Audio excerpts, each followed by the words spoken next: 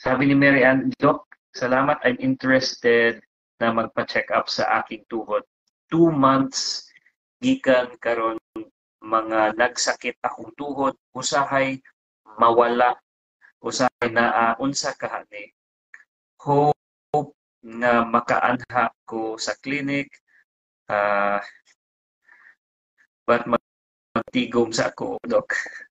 Okay, so for patients like Ma'am Mary Ann, meron tayong days na merong free clinic para sa tuhod.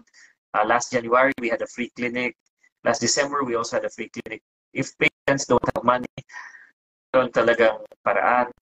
But also, if you do think that you're wasting money on mga supplements like Bone Fix, mas advice ko po is instead of buying the supplements, you can come to the clinic and use your money on a doctor's fee po. Para lang malaman natin, instead of buying yung gamot na hindi pala gumana, kailangan kasi natin malaman first kung ano yung problem niyo po before natin i-treat. So,